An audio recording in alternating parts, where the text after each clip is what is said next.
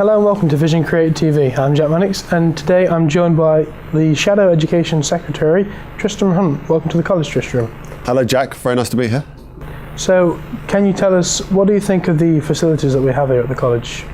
I think the facilities are very impressive, particularly your TV studio, certainly compared to the newsroom at Stoke. And I'd also say you've got an edge on BBC Millbank here. So do you think that this sort of environment that we're learning is the future of education?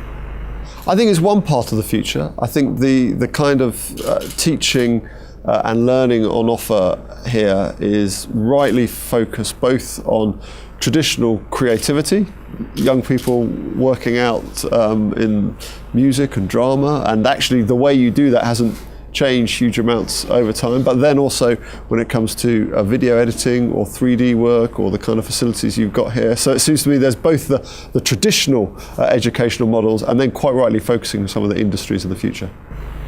So we saw you on Newsnight a few weeks ago when you had quite a serious discussion with Jeremy Paxman. So how was that?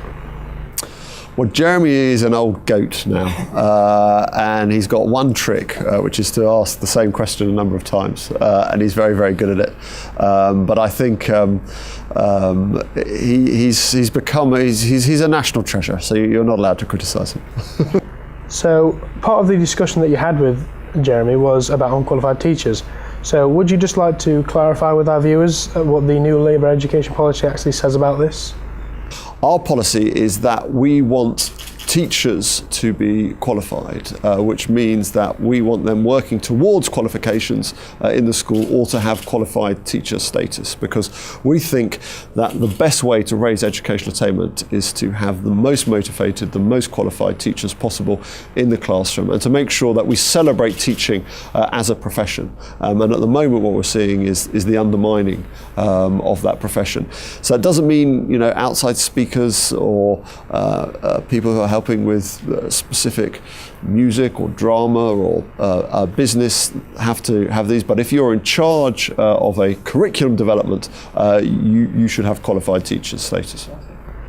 So we went round and we asked a few of the students here what they thought of the whole thing, and they said that they've been taught by unqualified teachers in the past and that these unqualified teachers have helped them to achieve the grade that they wanted, so they can't really see a problem with it. The problem is you have a situation at the moment where you have schools able to advertise for unqualified teachers, and if we want to achieve the results that we want in all sorts of academic and vocational disciplines, we've got to have the best qualified teachers possible. And I think it's just about raising the game in terms of the people who are so fundamental to making sure that our education system is a success. Hello and welcome to Gogglebox Live. Today I'm joined by Reverend Keith Hebden. Thank you for joining us on the show today. Thank you, Jack. So today you've come in to talk about the fast that you're undertaking. So why don't you tell us a little bit more about that? Sure. Okay. So I'm part of End Hunger Fast, and we're inviting people to sign up for a National Day of Fasting on the 4th of April on our website endhungerfast.co.uk. And as part of that campaign, I'm going without food for 40 days. I'm on day 3 of that at the moment.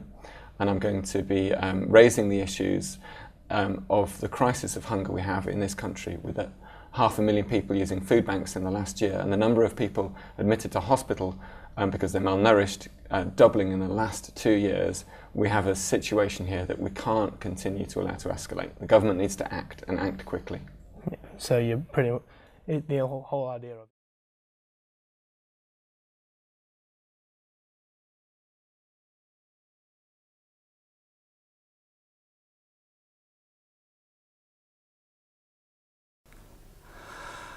On the 7th of February of this year, 2014, I was admitted to Kingsmill Hospital as an emergency patient.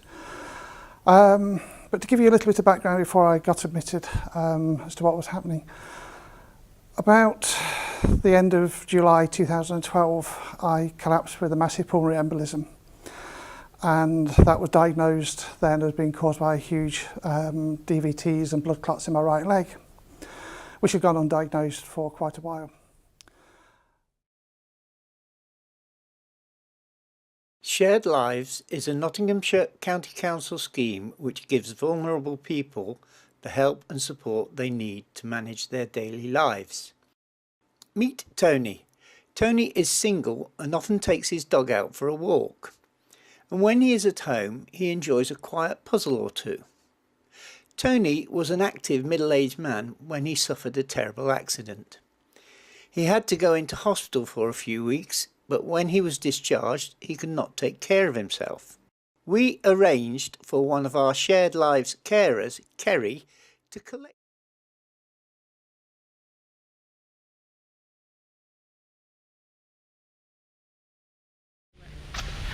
My name is Sally Bayliss. I'm the vicar of St Paul's with St Timothy's, Daybrook in Nottingham, and my job is that of being a parish priest in an urban setting. I'm Sonia Barron and I am a curate at Christ Church, Chilwell. I'm Jo Honour. I'm the managing chaplain at HMP Watton, which is a prison between Nottingham and Grantham.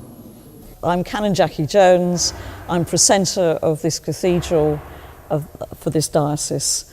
I deal with the worship of the cathedral and all sorts of outside bodies coming in to want to celebrate or commemorate events and services. My name is Karen Rooms and I'm the vicar in St Anne's in Nottingham, but I'm also the area dean for Nottingham South. My name is Jo Tatum. I'm second year curate at St Nick's, right in the centre of Nottingham. My name is the Reverend Leah Vasey Saunders and I'm priest in charge of Harworth in North Nottinghamshire.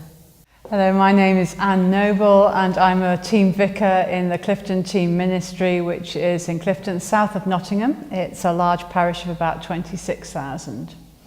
I was ordained in 2003 here at Southall.